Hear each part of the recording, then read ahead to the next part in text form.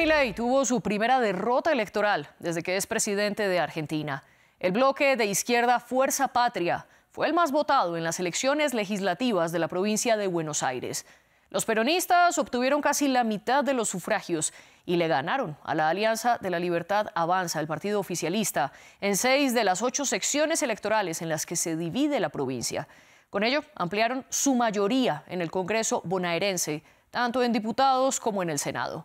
El gobernador de Buenos Aires, Axel Kicillof, celebró la victoria de su movimiento político y afirmó que esta votación significa un freno a la tendencia autoritaria del gobierno federal y su política de motosierra para los recortes fiscales. Milei, por su parte, reconoció el revés electoral y llamó a corregir errores, aunque dijo que no iba a retroceder ni un milímetro en sus políticas. Les contamos más detalles en el siguiente informe. Primera prueba importante y primera derrota para Javier Milei. En esta provincia de Buenos Aires, bastión de la izquierda peronista, las encuestas no anticipaban un resultado tan bajo. Su partido, La Libertad Avanza, obtuvo 1/3 de los votos, frente a casi la mitad que obtuvo la centroizquierda. Y hoy los resultados no han sido positivos y hemos tenido un revés electoral y hay que aceptarlo. Pese a esto, una promesa: Milei no dará marcha atrás a su política. No se retrocede ni un milímetro en la política del gobierno. El rumbo no solo que se confirma, sino que lo vamos a acelerar y profundizar más.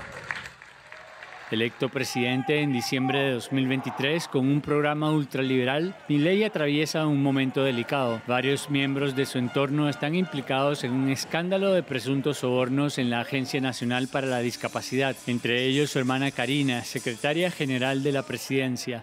El 27 de agosto, durante un viaje de campaña en dúo, su comitiva fue atacada con basura y piedras. Tras el primer gran revés electoral del presidente el domingo, una de las principales opositoras, la expresidenta Cristina Fernández de Kirchner, interpeló al jefe del Ejecutivo. ¿Viste, Milei? Banalizar y vandalizar el nunca más, que representa el periodo más negro y trágico de la historia argentina, no es gratis. Reírte de la muerte y el dolor de tus oponentes tampoco, pero señalar con el dedo y estigmatizar a los discapacitados mientras tu hermana cobra el 3% de coima de sus medicamentos es letal. Por primera vez, el Parlamento anuló el jueves uno de los vetos de Milei, que eliminaba una ley de financiación a ayudas a personas con discapacidad, con el fin de preservar el equilibrio presupuestario según el Ejecutivo. En los últimos días, el gobierno ha intervenido por primera vez en el mercado de divisas para frenar la depreciación del peso argentino. Todo esto a pocas semanas de las elecciones legislativas nacionales del 26 de octubre. ¿Son las elecciones de Buenos Aires un freno a los recortes sociales de Milei? ¿O estos comicios son tan locales que no trazan la victoria ni la derrota del gobierno federal? Eso lo debatimos aquí en nuestro programa, el debate de France 24. Yo soy María Clara Calle y le doy la bienvenida a nuestros dos invitados del día. Ambos nos acompañan desde la ciudad de Buenos Aires. Ellos son Eduardo Jerome, abogado y ex juez nacional, y Julio Donato Bárbaro, licenciado en Ciencias Políticas, exdiputado y columnista. Además, fue dirigente estudiantil. Bienvenidos ustedes, un placer compartir este espacio, un espacio que también lo pueden ver en redes sociales, donde estamos como @France24_ES. Y también nos pueden escuchar a través de Apple Podcasts, Spotify, Deezer y TuneIn. Eduardo Jerome, comienzo con usted. ¿Estos comicios, cómo los definiría usted? ¿Pueden realmente ser un freno a la política federal? Por lo menos es una alerta que el gobierno tiene que atender. ¿Por qué? Porque aquí hubo, creo que, una multiplicidad de factores que contribuyeron a esta derrota calamitosa prácticamente del gobierno, y creo que empezó, por ejemplo, no solo con el tema de que la situación económica, que tuvo gran influencia. ¿Por qué? Porque hay que reconocerle al gobierno grandes logros en materia de economía. Por ejemplo, frenó la inflación que iba camino a una, prácticamente se desbocaba por completo, contuvo el dólar, que también estaba a precios que subían cada día, dejó de emitir, que esa era la causa de la inflación, y todo eso motivó que la gente le diera un voto de confianza y que inclusive tolerara este efecto de la motosierra, tolerara un montón de cuestiones que se habían cortado para posibilitar la recuperación económica. Pero lo cierto es que la microeconomía, lo cierto es que a la gente en este momento ya no le alcanzaba para llevar a fin de mes a mucha gente, y todo eso tuvo su influencia. Pero también hubo algunas cuestiones de tipo estratégico que influyeron, como por ejemplo que esto se trataba de una elección municipal. Realmente, ¿qué se elegía en Buenos Aires en esto? Se elegían concejales, diputados, senadores. Era una elección prácticamente de cada ciudad, nada más, no era una elección nacional. Pero el gobierno, y entiendo ahora, por lo menos viéndolo con el diario del lunes, que el gobierno la nacionalizó y entonces se produjo una especie de plebiscito sobre su gestión económica y sobre otras situaciones también, como por ejemplo la forma de que el gobierno, de que el presidente se movió respecto de contrarios, de disidentes, de periodistas, en muchos casos maltratados por comentarios así absolutamente prácticamente hasta grotescos respecto de esas personas, en las cuales parece haberse perdido la cultura del diálogo, y esto también alejó a muchos votantes moderados.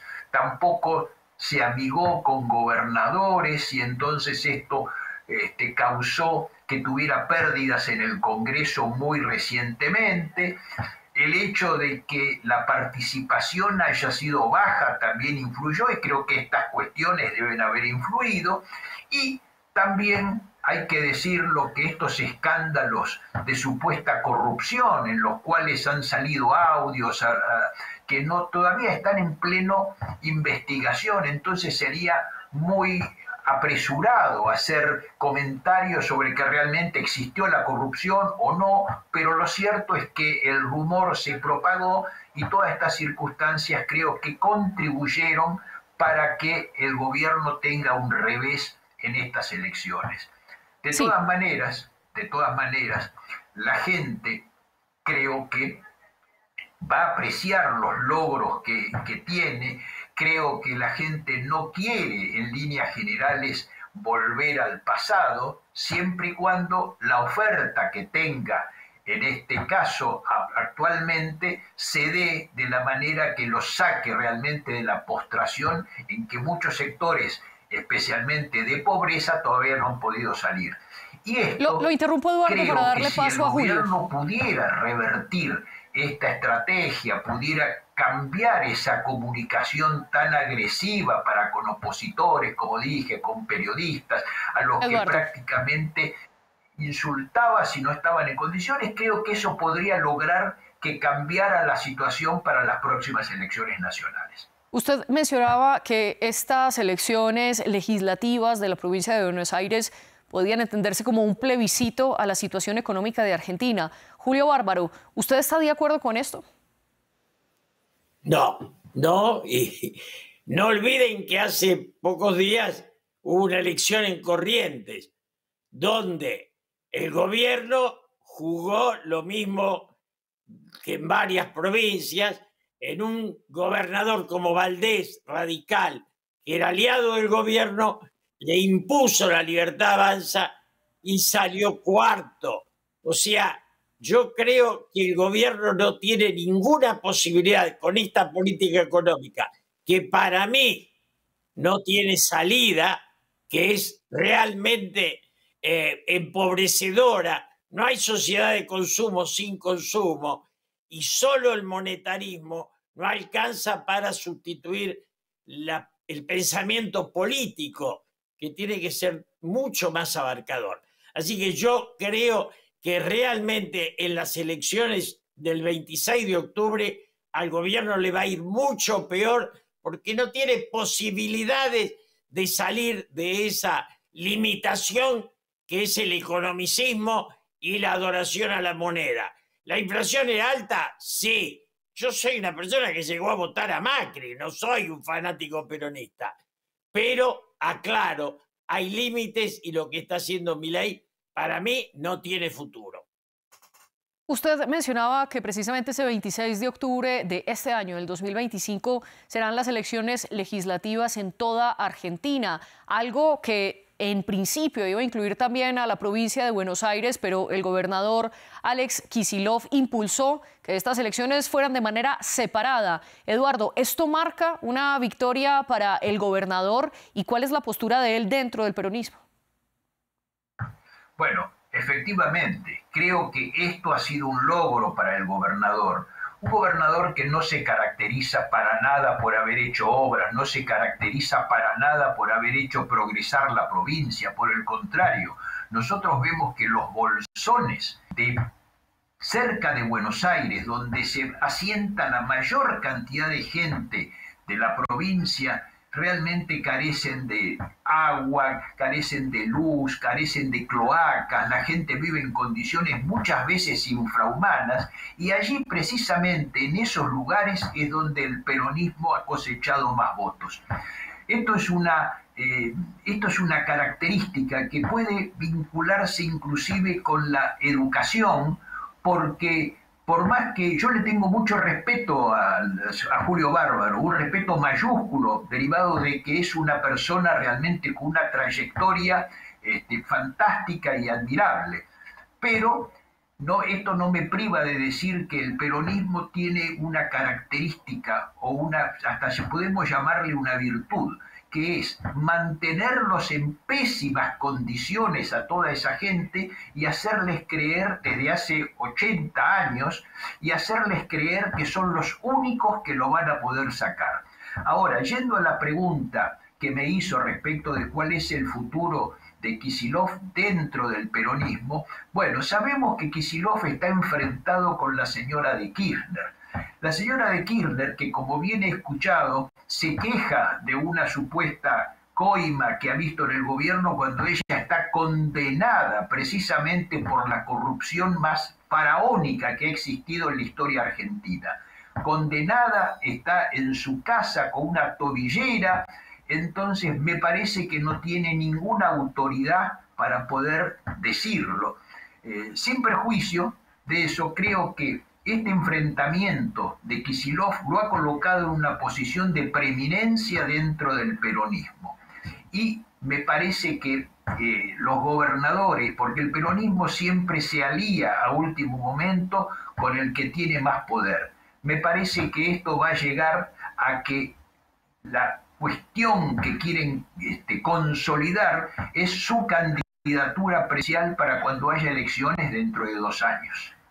Y quiero preguntarle, Eduardo, sobre un punto que mencionaba Julio. Él decía que estas elecciones legislativas provinciales marcaban lo que podría ser la victoria del peronismo en las legislativas nacionales de octubre. ¿Usted cree esto? No, no creo, porque esto va a estar muy supeditado. Primero, que el interior del país es muy distinto a lo que expresa la provincia de Buenos Aires, a tal punto que inclusive en estas elecciones que pasaron, en muchas secciones rurales no ganó el peronismo. En muchas secciones rurales del sur de la provincia y en las 2 ciudades más importantes que hay en la provincia de Buenos Aires, que son Bahía Blanca y Mar del Plata, no ganó el peronismo. Entonces me parece que llevar esto de que la derrota va a ser peor dentro de 1 mes y medio, creo que es muy aventurado. No creo que sea así, sin perjuicio de que obviamente la política nos sorprende día a día. Nadie pensó, ni el propio peronismo pensó, ni los ganadores pensaron que la diferencia en este caso iba a ser de 13 puntos, sino que iba a ser de mucho menor. Pero me parece que se puede corregir la comunicación, se pueden corregir algunas cosas, y creo que la gente todavía sigue apostando a no retroceder, porque retroceder hacia atrás, retroceder en estos momentos para que el peronismo realmente tome las riendas nacionales, es pensar en volver a un sistema que nos hundió en el fracaso, nos llevó a una inflación desenfrenada, llevó a subir los límites de pobreza a lugares extraordinarios, nos llevó a que el dólar no se sabía cuánto valía un día y al día siguiente. Entonces, creo que la gente todavía va a seguir apostando, y porque faltan 2 años, me parece que después de tantos años de populismo, exigir que un gobierno en 1 año y medio haya cambiado todo, me parece que es pedir algo de perogrullo. No es imposible que se pueda cambiar una situación en la que el populismo nos sumió durante tantos años, ya sea por el peronismo, ya sea por gobiernos radicales también, etcétera, pero siempre es una izquierda que, en definitiva, como alguien dijo, resulta empobrecedora. Voy a resumir su postura, Eduardo, con una frase que citó el presidente Milei en la Mesa Nacional Política a la que convocó luego de la derrota electoral que sufrió en Buenos Aires. Milei dijo: ¿la libertad avanza o Argentina retrocede? Julio, ¿usted cree que esto es cierto? Hay un tema que es fundamental, que es la diferencia ideológica. Decir 80 años es... Yo tengo 83. La Argentina fue patria aún con los gobiernos militares, con Onganía, con Leviston.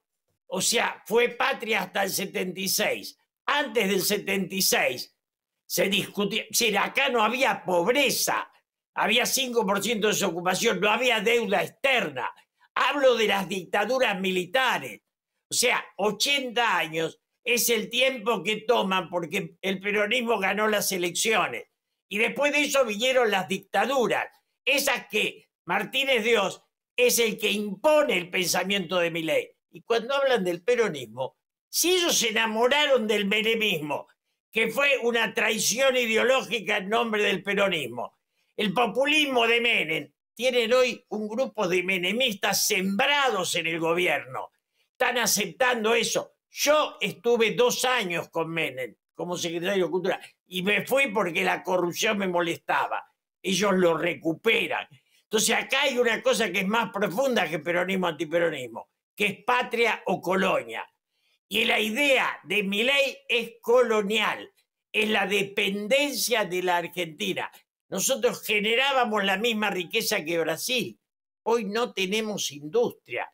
Entonces esto no es el peronismo, es la falta de patriotismo. Decir 80 años para mí es engañar a la gente.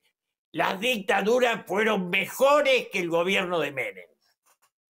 Y quiero preguntarle sobre un punto que mencionaba Eduardo. Él decía que era aventurado decir que el peronismo va a ganar en las elecciones legislativas de octubre, teniendo en cuenta los resultados provinciales de Buenos Aires. Julio, ¿usted cree que es aventurado? No, es que no es el peronismo. Ayer el gobernador de Salta decía claramente que apoyó al gobierno, como había apoyado Valdés, el de Corrientes, y digamos varios otros, y le pusieron una Libertad Avanza a insultarlo. O sea, hay una actitud, como hicieron humillando a señor Macri y pintando, disolviendo su partido. Van a ganar los gobernadores, van a ganar distintas fuerzas políticas, va a ganar el de Santa Fe, va a ganar Yarlora, va a ganar Valdés, que ya ganó, que es radical. Digo, esa dispersión, pero los gobernadores radicales, hoy mismo todos ellos dijeron que habían dialogado con los gobiernos, lo habían apoyado y no estaban dispuestos a volver más. No es el peronismo, son los gobernadores de todas las fuerzas políticas. Y a propósito de los gobernadores, hay una pugna ya de vieja data entre el presidente Milei y los gobernadores por la falta de dinero que ese gobierno federal le está girando a los gobiernos locales.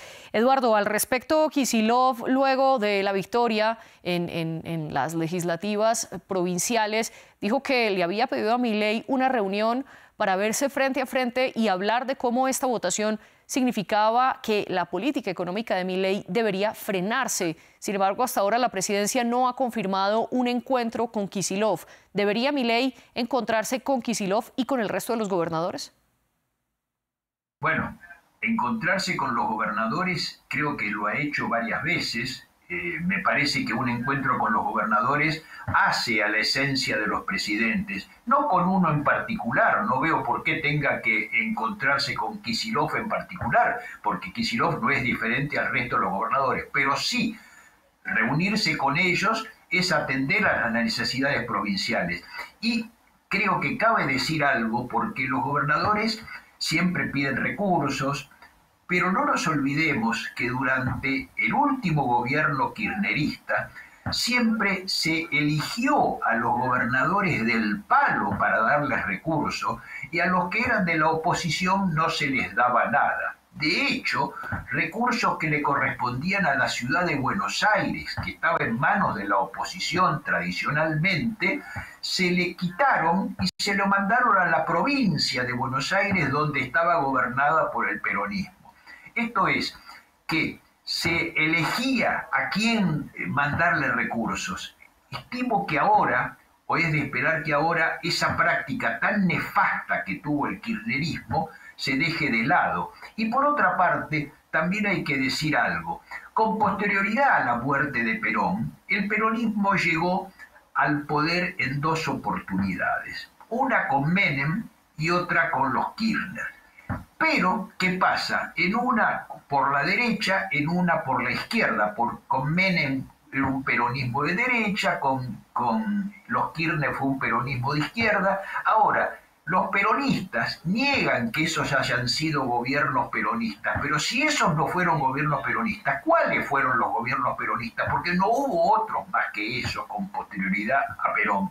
Y seguramente serán los que volvemos a tener. Y son gobiernos de tipo populista. Yo no creo en eso de patria o colonia, ni mucho menos. Yo creo que el populismo, que tiene la emisión descontrolada, que no atiende a la inflación, que no atiende a la suba del dólar, que realmente se fija en que ser cipayo es si uno hace un convenio con los Estados Unidos, por ejemplo, y demás, no responde a la realidad. Creo que la cuestión de patria o colonia se da en otro aspecto, pero no lo podemos traer acá porque es un discurso ya muy viejo, un discurso remanido, pero que ha perdido por completo actualidad.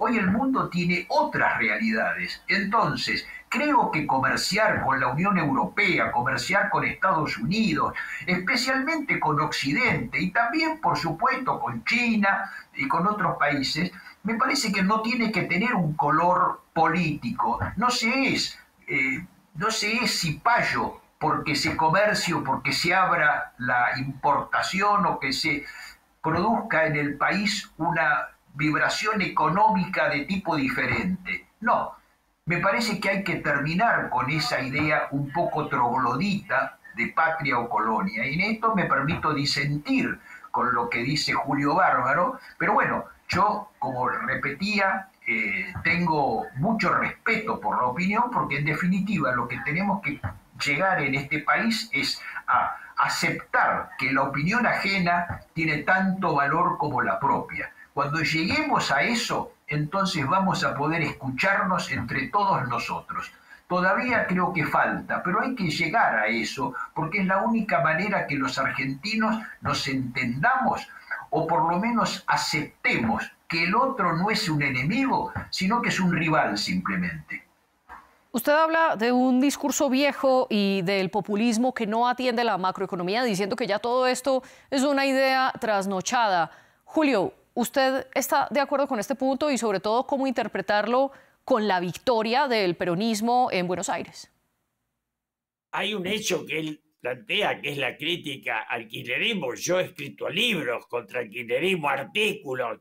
Eso coincidimos todos. Ahora, cuando Trump hace proteccionismo, es antiguo eso. Yo quiero negociar con Europa, quiero negociar con China, quiero negociar con Estados Unidos. Ahora, ningún país del mundo deja de ser proteccionista. Y la pelea de Trump está muy clara. Entonces, lo que yo planteo no es el populismo, sino la cordura. Gobernar es pacificar y dar trabajo. Ni Milei ni Cristina pacificaron y dieron trabajo. Si lo va a lograr Kicillof es otra discusión. Que el peronismo gobierna hace mucho la provincia de Buenos Aires, yo estoy de acuerdo. Pero la gobernó Scioli 8 años y Rucau 2. Y esos 10 años los adquirió Milei como propio, porque Scioli es un ministro. Digo, gobernó el PRO, digamos, en un momento. Me parece que el tema central de los argentinos es no ser capaces de tener una política de diálogo y dejar de ser enemigos para ser adversarios. Y en eso sí coincido plenamente con lo que dice el doctor. Voy a retomar esa idea que usted dice, que una pregunta que deja abierta sobre si Kicillof podría hacer entonces lo que otros presidentes no han hecho. En ese sentido, Eduardo, Kicillof podría ser la figura presidencial, de candidato presidencial del 2027, y se lo pregunto porque fue elegido gobernador de la provincia de Buenos Aires en 2019, reelegido en 2023, y ahora el movimiento al que él hace parte obtiene las mayorías legislativas y se pinta cada vez más como una de las voces opositoras más fuertes a Milei. ¿Puede ser entonces el candidato de la izquierda? Es posible. Existe esa posibilidad de que Kicillof sea el candidato. Me parece que para medir la gestión de Kicillof, solo con mirar cómo está la provincia, donde no se ha producido el menor avance en los 6 años que lleva Kicillof como gobernador, no se ha producido nada, donde cada vez que llueve un poco, muchísima gente queda enterrada en un charco de que en las casas no tienen pisos, no tienen asfalto en las calles, no tienen luz, no tienen gas. Entonces, todo eso, bueno, y además vamos a tocar algo que creo que es fundamental decir, que es hacia la seguridad. La inseguridad en la provincia de Buenos Aires, no quiero ser injusto, en el conurbano, en el cinturón de la provincia de Buenos Aires que rodea la ciudad, especialmente en la zona oeste y en la zona sur, ha llegado a un extremo realmente inigualable, donde la vida humana no tiene valor, donde la policía no interviene, donde al gobierno de la provincia jamás le ha interesado cuidar de la seguridad de sus habitantes. Entonces, donde se producen muertes todos los días. Y si esto que hace a la esencia de la vida de la gente no es la preocupación de un gobernador que permanece ajeno a todas estas cuestiones, entonces nosotros tenemos que decir que realmente Kicillof podrá ser candidato de lo que sea, pero ha sido un pésimo gobernador de la provincia de Buenos Aires y no tiene aptitudes. Entonces, si no tiene aptitudes para gobernar la provincia que dirige desde hace 6 años, mucho menos es pensar que pudiera tener aptitudes para gobernar el país. Pero que pueda ser candidato, en definitiva, una persona como Sergio Massa, que realmente lo único que hizo como ministro de Economía fue emitir, fue causar inflación descontrolada, etcétera. Llegó a ser candidato del peronismo y por suerte perdió. Entonces, no sería extraño que Kicillof sea candidato, pero... Sí. Pero veo muy difícil, salvo que los errores de este gobierno no, pero porque voy a esto, que me parece que más que ganar el peronismo, en este caso los errores del gobierno fueron los que causaron su derrota, porque no podemos dejar de lado que el peronismo no sacó más votos que en ocasiones anteriores. No. El peronismo mantuvo un caudal electoral porque la gente que vota al peronismo lo vota tipo religioso. No vota porque está Juan o Pedro, no, lo vota porque es peronismo. Entonces, ese caudal permaneció más o menos con una pequeña diferencia. El que tuvo diferencia fue que precisamente el gobierno no logró tener los votos necesarios por errores propios y no por méritos ajenos. Usted dice entonces que la izquierda en Buenos Aires ganó no por los actos propios y sus aciertos, sino por los errores del gobierno de Milei. Julio, ¿usted cree que esta es la causa de la victoria? la política económica de Milei es inviable. Las críticas a la provincia de Buenos Aires son las que hicieron todo este tiempo. Las escuchamos todos los días por televisión. Y ganó el gobernador. No es cierto que votan como religión. Perdieron la mayoría de las veces. Ganó María Eugenia Vidal y fue gobernadora tranquila. Hubo triunfos muchas veces. Ese peronismo no es dogmático. Es gente, han perdido zonas como Pergamino o Chivilcoy, donde la clase media es la que más sufre. La política económica de Milei para mí es inviable. Saquemos la idea del populismo. Macri era mucho más lógico y coherente que Milei.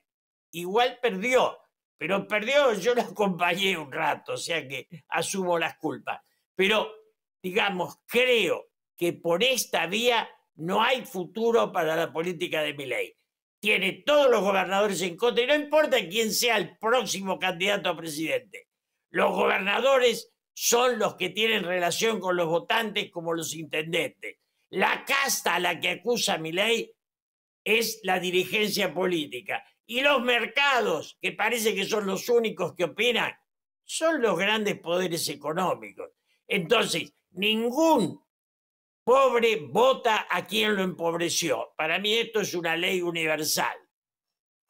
Usted dice que no hay futuro para las políticas de Milei, Julio, pero ¿hay futuro para un peronismo que está dividido? Y recordemos, por ejemplo, que cuando Kicillof propuso las elecciones legislativas de Buenos Aires de manera diferencial a las nacionales, fue la misma Cristina Fernández de Kirchner la que se opuso.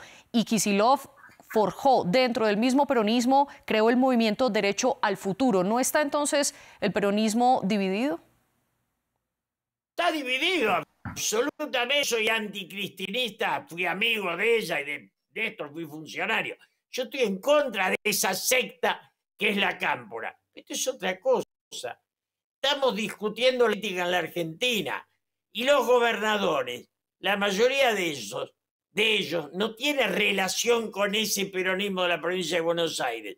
O sea, el damero de opciones políticas se está reconstruyendo más allá de populismo o no populismo. Hay gobernadores como el de Córdoba, Yarlora, que está en nombre del peronismo y tiene una opinión y una posición absolutamente de centro. O sea, el gobernador de Santa Fe es radical y es una opción muy importante para los argentinos. El gobernador de Chubut es del PRO. Nacho Torres es un muy buen gobernador. Digo, gobernadores hay de todos los partidos. No nos la agarremos con el peronismo de Kicillof.